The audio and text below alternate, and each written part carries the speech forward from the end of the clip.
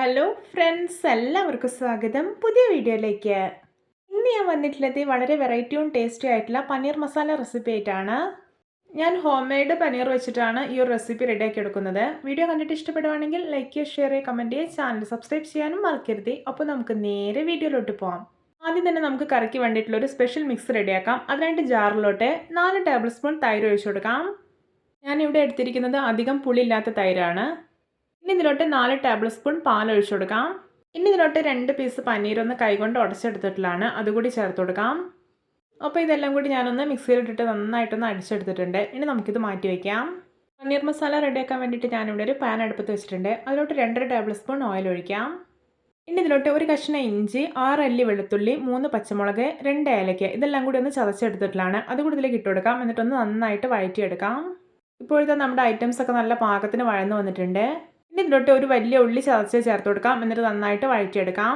ഈ ഒരു പനീർ മസാല നിങ്ങൾക്ക് ചപ്പാത്തി, പൊറോട്ട, വെള്ളപ്പം, ദോശ, അരിപ്പത്തിരി, പൂരി എന്തിൻ്റെ കൂടെ വേണമെങ്കിലും കഴിക്കാം കേട്ടോ. സൂപ്പർ ടേസ്റ്റിയാണ്. ഇനി ഇതിലോട്ട് ആവശ്യത്തിന് ഉപ്പ് കൂടി ഇട്ട് കൊടുക്കുന്നുണ്ട്. ഇനി നമുക്കിതിലോട്ട് ഒരു തക്കാളി അരച്ചെടുത്ത് ചേർത്ത് കൊടുക്കാം. എന്നിട്ട് നന്നായിട്ടൊന്ന് ഇളക്കിയെടുക്കാം. തക്കാളി ഇതുപോലെ അരച്ച് ചേർക്കുകയാണെങ്കിൽ ഗ്രേവിക്ക് നല്ലൊരു കൊഴുപ്പും ടേസ്റ്റും ഉണ്ടാവും. ഇപ്പോൾ കണ്ട ഉള്ളിയും തക്കാളി അരച്ചൊക്കെ നല്ലപോലെ മിക്സായിട്ടൊന്ന് ഡ്രൈ ആയിട്ട് വരുന്നുണ്ട്. ഈ സമയം നമുക്കിതിലോട്ട് മസാലപ്പൊടികളൊക്കെ ചേർത്ത് കൊടുക്കാം. 1 ടീസ്പൂൺ മുളക് പൊടി, 1 ടീസ്പൂൺ കാശ്മീരി മുളക് പൊടി, 1/4 ടീസ്പൂൺ മഞ്ഞൾപ്പൊടി, ഒരു 1/4 ടീസ്പൂൺ കുരുമുളക് പൊടി ഇതെല്ലാം ഇട്ടിട്ട് നല്ലപോലെ ഒന്ന് ഇളക്കിയെടുക്കാം. ഈ പൊടികളുടെയൊക്കെ പച്ചമണം നന്നായിട്ട് പോകട്ടെ. പൊടികളൊന്നും കൂടുതലായിട്ട് ചേർക്കേണ്ട ആവശ്യമില്ല, വളരെ കുറച്ച് മാത്രം ചേർത്താൽ മതി. ഇനി നമുക്കിതിലോട്ട് ഒരു 1/4 ഗ്ലാസ് വെള്ളം ഒഴിച്ചു കൊടുക്കാം. എന്നിട്ട് നന്നായി ഒന്ന് ഇളക്കിയെടുക്കാം. ഇനി നമുക്കിതൊന്ന് അടച്ചു വയ്ക്കാം. ഈ മസാലപ്പൊടികളൊക്കെ ഒന്ന് കുക്കായിട്ട് വെള്ളമൊക്കെ ഒന്ന് വറ്റി ഡ്രൈ ആയിട്ട് വരട്ടെ. ഇപ്പോൾ നോക്കിയാൽ വെള്ളമൊക്കെ നല്ല പോലെ വറ്റിയിട്ട് ഡ്രൈ ആയിട്ട് വന്നിട്ടുണ്ട്. ഈ പനീർ മസാലയുടെ ഗ്രേവി നല്ല തിക്കായിട്ടാണ് ഉണ്ടാവുക, അങ്ങനെ കഴിക്കുമ്പോഴാണ് ടേസ്റ്റ് ഉണ്ടാവുക. ഇനി ഇതിലോട്ട് നമ്മൾ തയ്യാറാക്കി വെച്ചിരിക്കുന്ന സ്പെഷ്യൽ മിക്സ് ഉണ്ടല്ലോ, അത് ഒഴിച്ചു കൊടുക്കാം. എന്നിട്ട് നന്നായിട്ടൊന്ന് ഇളക്കിയെടുക്കാം.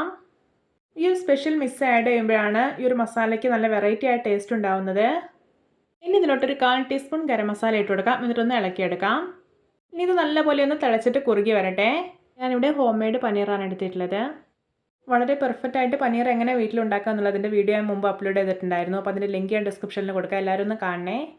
ഇപ്പോഴത്തെ നമ്മുടെ ഗ്രേവി കണ്ടോ നന്നായിട്ട് തിളച്ച് കുറുകിയിട്ടുണ്ട്. ഇനി നമുക്കിതിലോട്ട് പനീർ ഇട്ട് കൊടുക്കാം. എന്നിട്ട് നമുക്കിത് മെല്ലെ ഒന്ന് ഇളക്കി കൊടുക്കാം. ഈ പനീറിലെല്ലാം മസാല നന്നായിട്ടൊന്ന് പിടിക്കട്ടെ. ശരിക്കും പറയുകയാണെങ്കിൽ നോൺ വെജ് കറിയേക്കാളും വളരെയേറെ ടേസ്റ്റി ആയിട്ടുള്ളൊരു കറിയാണിത്. ഇനി ഇതൊരു 1-2 മിനിറ്റ് കൂടി ഒന്ന് അടുപ്പിൽ വെച്ചാൽ മതി. ഇനി ഇതിലോട്ട് നമുക്ക് കുറച്ച് മല്ലിയില അരിഞ്ഞ കൂടി ഇട്ട് കൊടുക്കാം. ഇനി ഇതൊന്ന് മെല്ലെ ഇളക്കിയെടുത്തതിന് ശേഷം നമുക്കിത് വാങ്ങി വയ്ക്കാവുന്നതാണ്. ഇപ്പോഴത്തെ നമ്മുടെ രുചികരമായിട്ടുള്ള വെറൈറ്റി ആയിട്ടുള്ള പനീർ മസാല ഇവിടെ റെഡി ആയിട്ടുണ്ട്. നോക്കി കാണുമ്പോൾ തന്നെ കൊതി വരുന്നില്ലേ. പനീറിലെല്ലാം മസാല നന്നായിട്ട് പിടിച്ച് പെർഫെക്റ്റ് ആയിട്ട് റെഡി ആയിട്ടുണ്ട്. അപ്പോൾ എല്ലാവർക്കും എൻ്റെ രുചികരമായിട്ടുള്ള പനീർ മസാല ഇഷ്ടപ്പെട്ടെന്ന് വിചാരിക്കുന്നു. ഇഷ്ടപ്പെട്ട ചാനൽ സബ്സ്ക്രൈബ് ചെയ്യുക, സപ്പോർട്ട് ചെയ്യുക. അപ്പോൾ ഇതുപോലെ വെറൈറ്റി വീഡിയോകളായി നമുക്ക് വീണ്ടും കണ്ടുമുട്ടാം. Okay, bye bye.